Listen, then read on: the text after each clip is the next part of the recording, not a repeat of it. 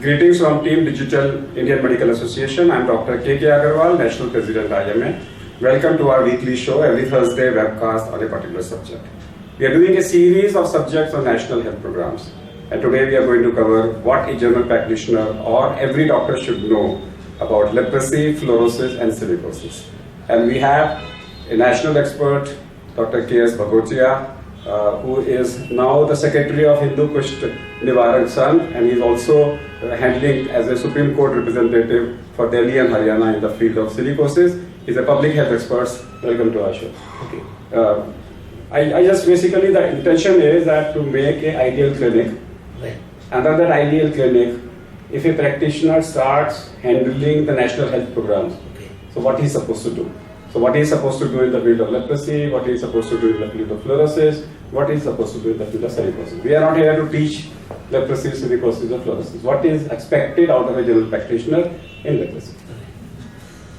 आप देखेंगे कि जब भी पेशेंट क्लिनिशियन के पास आता है, मोस्टली उसका सोशियो-इकोनॉमिक स्टेटस बहुत अच्छा नहीं होता, जिसका बहुत अच्छा होता है बड़े अस्पतालों में चला जाता है। तो ये जो पेशेंट है, specially latest talk of leprosy patient यदि सिम्टम्स आपको देगा तो उसमें लॉस ऑफ सेंसेशन एक पर्टिकुलर पैच पे बताएगा आपको। उसमें जो हाइपोपिगमेंटेड पैच बोलते हैं उसको, उसके पैच जो है उसमें पिगमेंट कम हो जाता है। हमारे यहाँ दो तरह के पेशेंट हो सकते हैं, जिनकी डार्क स्किन है उसमें जो पैच है वो हल्का रंग का होगा, और जिनकी स्किन ऑलरेडी बहुत लाइट है तो पैच का कलर रेडिश होगा। इसमें एक तो सेंसेशन नहीं है, दूसरा यहाँ के हेयर गायब हो जाते हैं। इस पैच में पसीना भी नहीं आता है। जब डॉक्टर उसको एग्जामिन करता है तो उसमें देखता है कि सेंसेशन लॉस है, और लॉस ऑफ सेंसेशन पैच में है तो बहुत ऐसा कॉमन कोई डिजीज नहीं है जिसमें लॉस ऑफ सेंसेशन पैच में हो।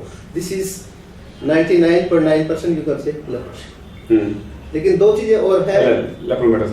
No, it's not lepromatous leprosy, it is leprosy. हाँ, ये देखने के लिए कि उसको बैक्टीरिया कितना है, हम उसका स्मीयर एग्जामिनेशन करते हैं, skin smear examination.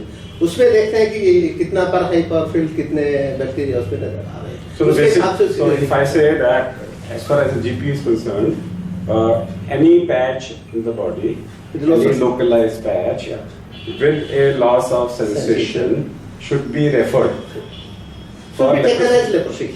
Should be referred for to rule out leprosy. Yes. So the role of GP is over, because I don't feel that GP would like to treat him. He should be connected to the national health program. Okay. Right. Okay. Then where do we refer?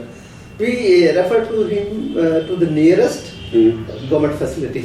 Especially we do have many hospitals in the district, maybe subdivision. And if you talk of Delhi, even our dispensary doctors are trained in that. But we have also opened some of the polyclinics in Delhi. So basically he is referred to a government facility who will examine him and diagnose him and then treat him completely. Yes. We are giving MDT to such patients. MDT is available free of cost in all government. What is MDT? Multi-drug therapy we call it, and it's a combination of drugs. It contains rifampicin, clofazimine and dapsone. Dapsone and clofazimine. Yeah. So two kind of MDT we call it. If the patient is multibacillary, we call it MDT MB, and if the patient is possibacillary, then we call it the MDT PB. PB, possibacillary. And MB is multibacillary. And this is based on the number of patch, nerve involvement, and slit smear examination. Okay, so you're basically when it comes to a MDT, MB or MDT PB, these are also to be given under observation, or tablets are given? No, we are giving a blister pack for 1 month. So these are not very dangerous drugs. And how long it continues? For MB cases it is 1 year. For PB cases it is 6 months. So monthly pack is available. So anything else we need to know about it? Any loss of sensation with a hypopigmented patch, suspect leprosy, refer him to the nearest government center. Yes. Where the treatment will be available free of cost. If you want to, as a GP, you want to follow it up, you can follow it up every month to see to it that the patient's compliance is better and he's taking the medicines. But the medicines should be taken from the from the government sector? government health services, because it is available free of cost. Is it a notifiable disease? It is a notifiable disease, but not compulsorily. It's set up. Say, if you see the MCD rules, it's notifiable. But currently, we are not taken into this consideration in notifiable. TB has been made as notifiable, not leprosy. So leprosy is not notifiable. If somebody wants the privacy and confidentiality, Yeah. he can maintain that, and he can take the treatment for 6 months to 1 year. Yeah. Anything else apart from skin patch? You know, there is involvement of nerves, yes. so there will be tender, painful nerves. Then sometimes, if not taken treatment on time, then person may develop the deformities. And if it is a visible deformity, we call it disability grade 2. Otherwise, there may be loss of sensation in hands and feet. So the most common for a GP, earliest diagnosis will be a hypopigmented patch. And how will a GP diagnose a nerve involvement? Yeah. Unless a patient has a nerve painful, he says getting pain and it's painful. Sometimes it may not be painful, but it may be thick and dull. But then it may be difficult to diagnose. Yeah, but if the GP has already examined few of the patients, he can make out whether it is thick or not. Okay. So if the nerve is thickened, or if you have a hypopigmented patch with loss of sensation, suspect leprosy, send it to the nearest center. The treatment is free, the investigation is free. Sometimes patient may present with shining face. Shining face. Shining face. Then nodules on the ear. Sometimes with the deformities, maybe claw hand, maybe foot drop, maybe deformity in one of the fingers, maybe this drooping of eyelids. But all of them will have hypopigmented patches. All have, may not be, because in MB cases sometimes hypopigmented patch is not there, but some nodules are there. When we examine the skin, then we find lot of bacteria. Okay. Now let's come back to fluorosis. Yes. What a general practitioner or any doctor should know about fluorosis? Fluorosis we see initially involve the teeth, and this is discoloration plus darkening and brittle teeth. It is sign of fluorosis, and this is caused by mostly high content of fluoride in water and food. So if you see, it's a outskirts of Delhi where underground water is used. The patients are reported for fluorosis. How much time it will take for fluorosis to develop after you start consuming groundwater? You know, there is a limit of consumption of fluoride. The water should not contain more than 1 ppm. If it is more than 1 ppm, and there are chances that patient will develop fluorosis slowly. What is the earliest where it can be reversible? I know this is not reversible. The teeth is the earliest sign which you can see. Otherwise, it is skeletal also and non-skeletal also. If it is skeletal, it deforms the bones. Then it may involve the larger and small bones also. In terms of teeth, you will always get teeth involvement if there is a skeletal involvement. Yeah. So let's not talk about, because we are concerned about the primary care. Yeah. In a primary care diagnosis, there is a level of teeth. In teeth also are there gradings? Early teeth, late teeth? Yes, it is slight discoloration, dark discoloration, then brittle. If it is brittle, that means it is fluoride has settled. Brittle means? Brittle means it will break down. So if the teeth are breaking, or if you find a discoloration, in patches or? There is patches or maybe whole teeth, maybe even darkening of teeth is there. This is due to high content. Once it happens, it is. You know, if fluoride has gone to body, it's very difficult to take it out. So it's better to prevent. How to drink the water? You know, we have talked with, say, Delhi Jal Board, how they defluoride the water. So sometimes they say the river water is not having much fluoride content. It is underground water which is having most of fluoride. So they mix it, the underground with the river water, and dilute to less than 1 ppm. But if you go to some of the endemic area, What are the other ways? Boiling will not take away? Boiling will not take out the fluoride. Then what will take out? Say for example, if we RO will take out? RO will take out it. And if we take milk, so calcium is there in the milk which combines with the fluoride, calcium fluoride, it's not absorbed, it goes out of body.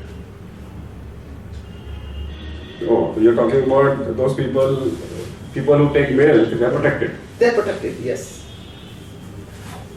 They are protected. The milk protects. Milk protects, yes. Milk sometimes with the green vegetables, they are also protected. And once it happens, go back to a skin specialist to see what cosmetically he can do. Right. But then otherwise you are... If we go to your dentist, yes. Go to a dentist. Yeah. And then lifelong you have to see to it that you take a fluoride-free water. There is I told you 1 ppm. If it is less than 0.5, then you will say a lot of caries. So less than 0.5, it leads to caries. Caries. And more than 1. More than 1 lead to fluorosis. Fluorosis. So you say double-edged sword. So in a RO water, it will become 0. It may become 0. Then? So then fluoride there in food also. Lot of food we are taking. The food is containing fluorides. If you see how to measure 1 ppm? How to measure? There is measurement in the lab. The common man cannot. Is it freely available? No. Not freely available measurements. There are some kits, but we do not have kits at many prices. So it's better we get it tested in the lab. How will a person who is living in a village, the only source is underground water, No, he is not able to measure it. What will he do? There is no measurement to the common man. It's the supplier's duty to check it and then supply it. So where there is a water consumption from the well, they are exposed to fluorosis. So as a doctor, as a GP, the message is very clear that if you find any person at any age, and if he has a discoloration of teeth and all of his teeth are breaking away easily, brittle teeth, look for fluorosis, look for the source of water, get it tested, inform the local corporation or the local government and try to see that if he has a fluorosis, at least you can prevent fluorosis in other members of the society. And we cannot give him a fluorosis-free water because if it is less, it causes caries, and if it is more, it causes fluorosis. And of course, if you have fluorosis, then the only alternative is go to a cosmetic or a skin specialist who may guide you to live some cosmetic treatment for that, but it is permanent. And yes, at the level of teeth, if you miss it, you end up into a skeletal fluorosis, which may be a catastrophe, which may be a more dangerous, which may be a difficult to see. There may be ossifications, the whole membranes may get ossified, so fluorosis is not a good thing to have. Our job is to protect it. So those doctors who are working in rural areas, those doctors who are working in outskirts, those doctors who are working in an area where there is the only availability is groundwater, specifically the shallow groundwater, and that may contain a lot of fluoride. And at those houses, even in urban areas who are using the hand pump, and if it is, they should get it checked up, the fluoride level should be checked up.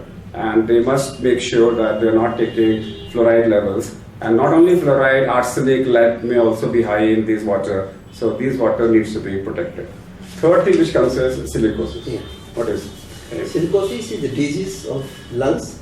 We call it interstitial lung disease caused by deposition of silica in the lungs. And once silica is deposited, that causes inflammation and fibrosis of the lungs. And the lung capacity that decreases. Ultimately, the patient dies of demand of oxygen. Dies of because of demand of oxygen, because lungs are not able to take the oxygen. So silicosis, is it occurring in which types of occupation? Silicosis is occurring in, say, mining, a lot of silica. Mining, blasting, then construction work. It may be flyover, your metro, your buildings, demolition also. Then there are some industries, foundries, thermal power plants, which are having the fly ash and others. So how, suppose there is a construction going on in a house, Yeah. how do you protect the workers? Say mostly the worker exposed is the worker who is doing on the cutting of this, say for example, stone cutting. So he should use proper mask or he should use water so that dust is not in the air. Water means? Water means the tube they are using with the cutter so that whatever is coming out of that cutting, the dust is set. No role of any filter or anything? Filter we do have, we can use mask. Which mask? Say N95 mask is okay. N95. N95 means 95% protection. I know. N95, doctors don't get it. Because No, but the simple mask used by doctor is not sufficient for the worker. So this is the point, because doctors are not getting N95. No, They're supposed to get. I visited during my this last month, Rana, I visited crusher industry. Mainly there is a lot of crushing and dust. Then I visited some of the glass industries. They all are giving. Glass industry is mostly mechanized. The worker is not working there except handling of the dust. But in crusher industry, it is the person who is handling everything. So they are provided with masks. Sometimes they may not be using, that can be one of the reasons. Or always the supply of the mask may not be there, that may be another reason they are exposed. So how much exposure for how long will cause silicosis? The exposure of 8 to 10 years, 8 hours a day is supposed to be considered as the adequate exposure to cause silicosis.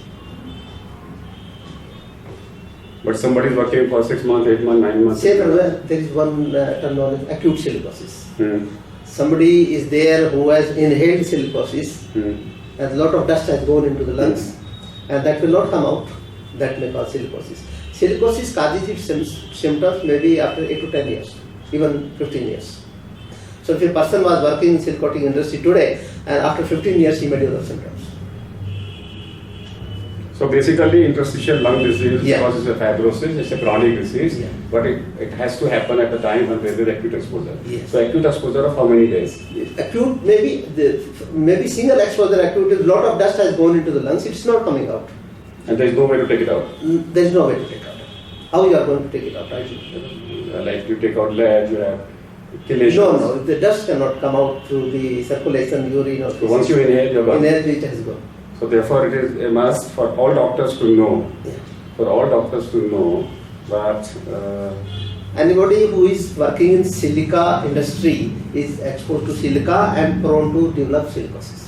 therefore they must use mask. Mask and the engineering method like the water and water spilling also reduces the dust in the air. All things should be mechanized. That man is not. Again, I'm trying to find out is a message for the doctor is that if you find any patient who has breathlessness on exertion, who has SpO2 fall on exertion, and there is no airway obstruction on PFT, but there is a reduced lung capacity. Yes. And when you go for diffusion is impaired. In fact, in CT scan you find honeycombing a signs of interstitial lung fibrosis. They immediately ask for a history of exposure to silicosis. Right. If there is no exposure history of silicosis, there are lesser chances that person may be having silicosis. So is there any characteristic X-ray finding of silicosis? Yeah, there is characteristic X-ray findings, and ILO has developed some of the standard X-rays. So what the physician does, the physician is having a standard X-ray of the ILO. He sometimes compare with the two X-rays and between which X-ray the findings are. There are typical, they will be regular or irregular. Is there a compensation for a person who has developed silicosis? Silicosis under the Factories Act is compensable disease. Is it? Compensable disease. And ESI also compensates for silicosis. And recently there is the guideline from the NHRC also. The state government should make some policy to compensate the silicosis patient, because once diagnosed, silicosis is 100% disability. 100%? Disability. It is irreversible disease.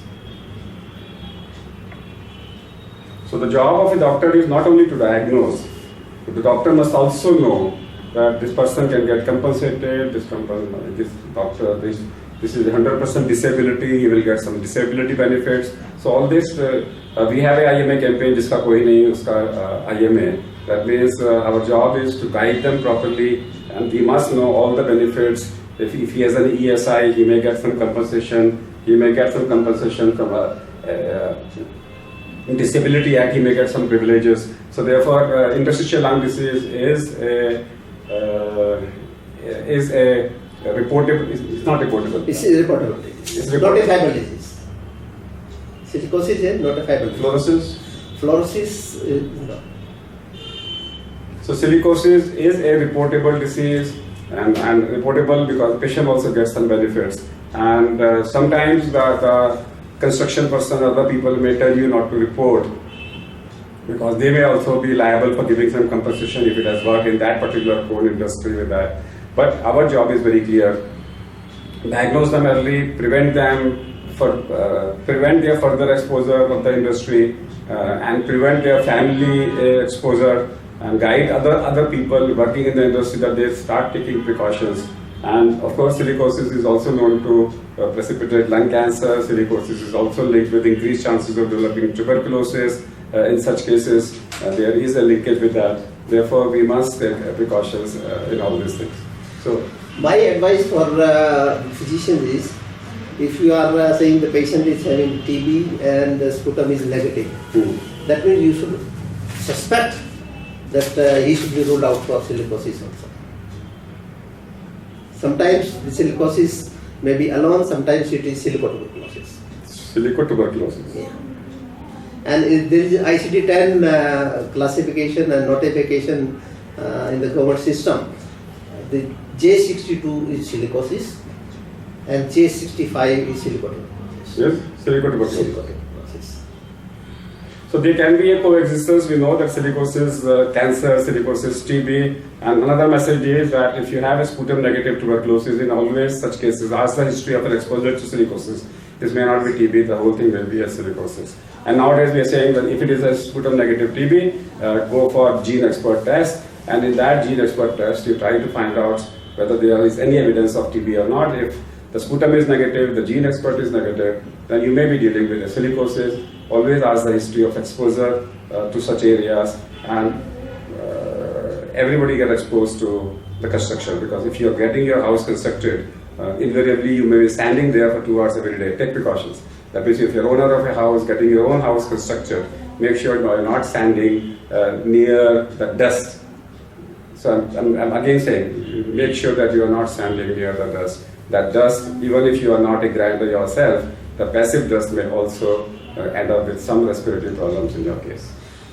My another advice to physician is, whenever you take history, never forget to take occupational history. The exact work the person is doing. So the main job of the GP is that the occupational history should always be taken. Make a column, don't forget. And you may not even bother about it. Make your form before the patient comes to you. He should fill up certain things, and one of them may be occupational history. So that will save your time. So your performer outside the home, sexual preferences, is any problems, occupational history, family history. So all those things, columns can be filled up by the patient while he's waiting in the waiting room. And when it comes to you, you save time. And so therefore, always make sure that occupational history is not missed. You may have a patient with asthma who may be having an exposure to birds. It may be the excreta of the birds may be responsible for that. Pneumonias are being known for occupational disease. So occupational disease, and also I always say, is the source of water, the source of air, the source of food. If your food, air, and if your air is the source of air where you are being visited, source of water, if it is well, suppose you say every weekend I go to my farmhouse where I use the well water, that may be the source of your fluorosis, that may be the source of lead, that may be the source of arsenic. So therefore, it is not necessary that you're using RO at your home twice a week in your farmhouse. You may be using a groundwater. So these are the things which every doctor must know, and we will continue our series of such things where we are going to come out with all the national health program, how they can be incorporated in GP practice. Dr. Kamad, you want to ask anything? I just wanted to add, I just joined regarding this fluorosis. Apart from the groundwater, another important source of the fluorosis is the kalanama. which we use for this Bikaneri mixtures. And wherever the food which is containing kala namak is there, it is a very rich source of fluorosis. Most of people say don't take white namak at all, take only kala namak. No, but it has to be taken in a small quantity, not in a quantity which is used in the namkeen. So that's a new thing. If you are using a lot of kala namak, be careful. It may be high in fluoride. So therefore, ask the history of what type of a salt you are. Yeah, and another source of this thing is our toothpaste. The toothpaste also contains fluoride. But I don't know how much toothpaste contains, because most of them they say that it's not enough to cause fluoride. Mostly they are writing on the toothpaste how much ppm they are putting in. So the message is, in the toothpaste, look for the ppm. If it's less than 1, it is safe. If it is more than 1, ask before your doctor before using this. Greetings from Team Digital Indian Medical Association. I'm Dr. K.K. Agarwal, National President IMA and President Heart Care Foundation of India. Welcome to our weekly show. Every Thursday, 3 to 4 p.m. we discuss on a subject. And today we are going to discuss on common surgical procedures which can be undertaken by a general practitioner. IMA this year is focusing on the role of general practitioners because they are now a group of people who are getting disheartened. They say that the specialists are taking over, and we have seen today a doctor, a resident doctor committing suicide in Bombay just because he could not get a PG, because he was feeling that without doing a PG there is no scope of practice in India. And we have with us Dr. Pawindra Lal, who is the Director Professor of Surgery, Consultant Gastroenterologist, Laparoscopic Surgeon and a Bariatric Surgeon in Maulana Azad Medical College. Welcome to our show. Thank you, Dr. What we basically are talking about, Dr. Lal, is that a GP, at the level of a GP, what practice he can do? I think you raised a very important point, because there is definitely this feeling amongst the practitioners that everything is going out from their realms, but it is absolutely not true. There is a host of procedures which the general practitioner as a surgical service can be done by the general practitioner, and these can be broadly divided into procedures which are in the elective setting and procedures in the emergency setting. Most importantly, their role will come in for procedures which are in the emergency setting, and I would prominently recall 3 procedures which are very, very important for them. One is suturing of a lacerated wound. This is a very common thing. Persons fall, they injure, they will come with cuts, bleeds. So to give first aid is the first response would be the physician, and this is the appropriate opportunity for the practitioner to know the art and science of surgical suturing, and to know that this is something that he can be able to manage without referring to a higher specialist. For example, a quick general examination of a cut on the hand can tell whether the tendons are involved or not, whether there is a major vessel bleeding or not, whether there is a bone fracture or not. And if these are not there, it is just a superficial cut, then he is in a very good position to know to deal this case by suturing.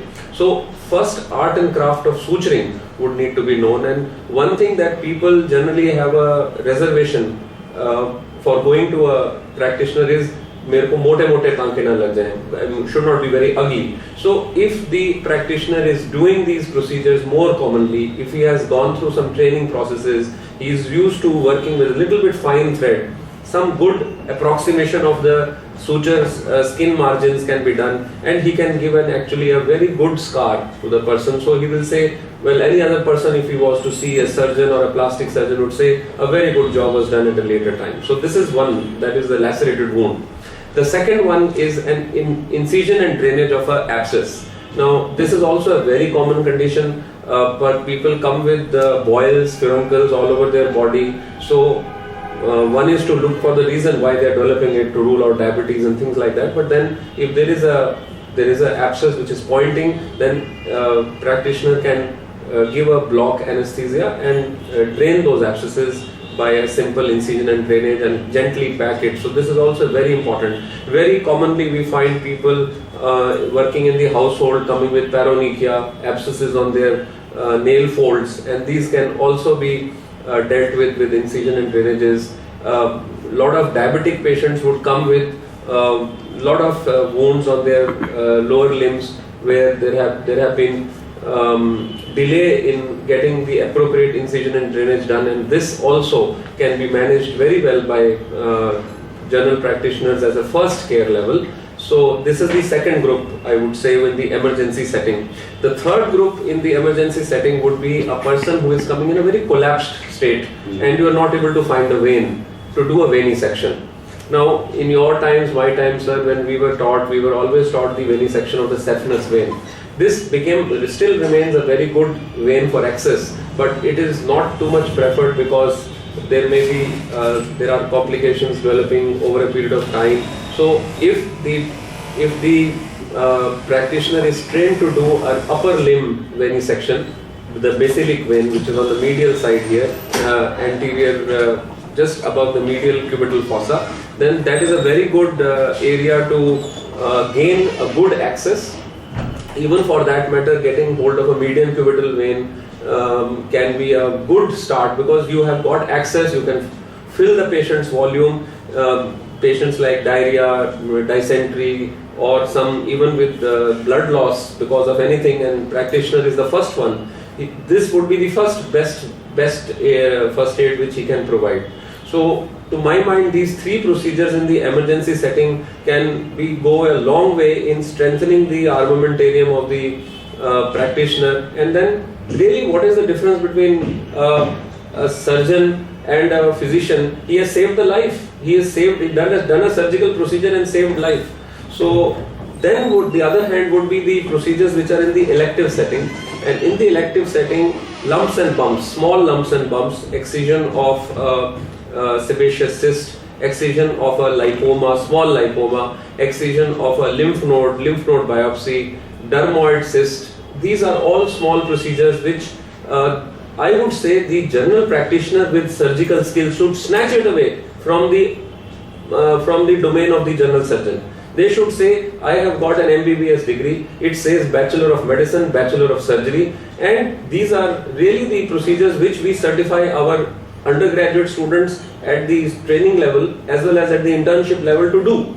So they are well in their jurisdiction to do these minor procedures very confidently, and submit the excised specimen must be sent for biopsy so that there is a good record that whatever the practitioner removed was actually well supported by a biopsy, and if it turns out to be something like a malignancy, then he can have the opportunity to refer it to the appropriate physician. So in my opinion, sir, these are few of the procedures where the practitioner can... So let me come back. Number one, what does the practitioner need to keep it as far as instruments are concerned? Sir, very simple instruments. For the suturing, he needs non-tooth forceps and plain and tooth forceps and a needle holder and a scissors, Mayo's scissor and a Metzenbaum scissor. Metzenbaum scissor is a tissue cutting scissor, Mayo's scissor is for cutting the sutures. This is all the four things that he requires for a suturing job. When he is doing an incision and drainage, he needs a scalpel handle with a pointed blade. So that is a number 3 handle, which takes a number 3 size blade, number 11 size blade.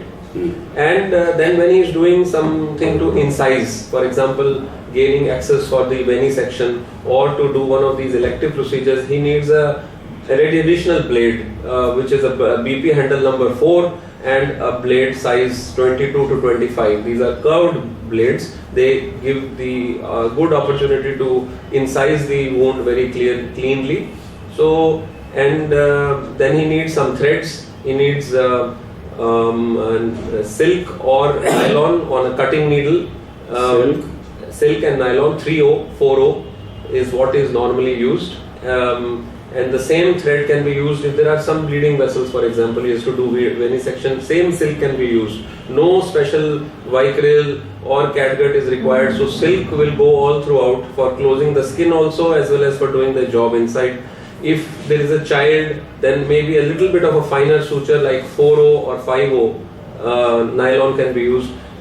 As the O's increase, the thread becomes more finer. As the O's become less, the thread is thicker. So keeping a range of these 4-5 sutures with him, these 4-5 instruments, they should be autoclaved. We are trying to go away from the use of dipping the instruments in glutaraldehyde solution, because that is not a very good infection control policy. Very simply, a normal autoclave which has got a boiling system, a boiled thing, is a very common, very easy thing. It has got a tray, it can have a plug-in system, and you just boil your instruments. And the only problem with the repeated uses, they get they're not very good quality. They get some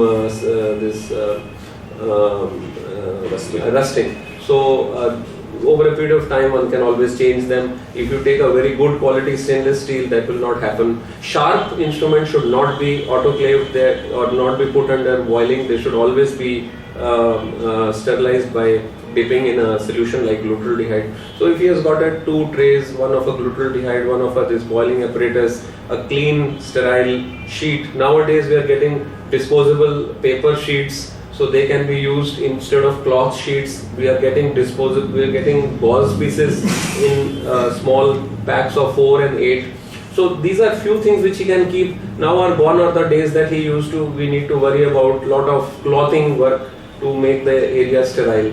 To clean and drape the area, one can keep povidone iodine solution, normal methylated spirit, and some Savlon. So clean with Savlon first, then dry it with spirit, then remove the spirit, and then put a layer of povidone iodine, and then allow the povidone iodine to dry up on the skin, because the iodine works by residual action, and give the local. Now for local anesthesia, he will need a non-adrenaline plain lignocaine, which comes as 2% vial. We normally say don't keep a adrenaline one end, because there is always a confusion, because if you give in extremity, then there will be a vasospasm and you will lose the digit. So that can be kept. Another very nice elective procedure which a practitioner can actually do a lot of money making with is closing these ear lobules. Very simple exercise. It's a highly vascular area. It heals very well. Once he is trained in the art and craft of removing the elongated lobule skin and then putting 3-4 sutures in the front, 3-4 on the back, and doing a good dressing, and then doing the piercing job. Piercing also is a very interesting technique, which there are few techniques developed. Very simply, you can just put a thick needle through the new skin, and then pass the proline or a nylon thread through the hole, and then tie it around it. Once the thread is gone, just take the needle out. So you have taken the thick needle, ordinary needle, to just use it like a so like when it comes to dressing, what are the methods available? When do you normally after any surgical procedures, it would be recommended to keep the dressing closed for 24 to 48 hours, because the epithelium. There is a wound, lacerated wound, how to dress now? Oh right, so if there is a lacerated wound, then one should definitely do, and it's not been sutured. You are not suturing it, so obviously. So first is to do a gentle debridement. Dead and free tissue should be removed. Whatever is painlessly coming out is all dead. Whatever is discolored, dark and non-viable can be removed. And then copious irrigation with normal saline. So normal saline is something which the practitioner must keep at length. Normal saline, it can be substituted with Ringer's lactate also, there is no problem. Even that is a very good solution. So wash that nicely with normal saline or Ringer's lactate, and then clean it with povidone iodine, liberal povidone iodine, wash it several times. So such lacerated wounds are best use hydrogen peroxide? only when they are dead and infected tissue. So if there is an infected tissue, I would give an example of a diabetic foot coming to them.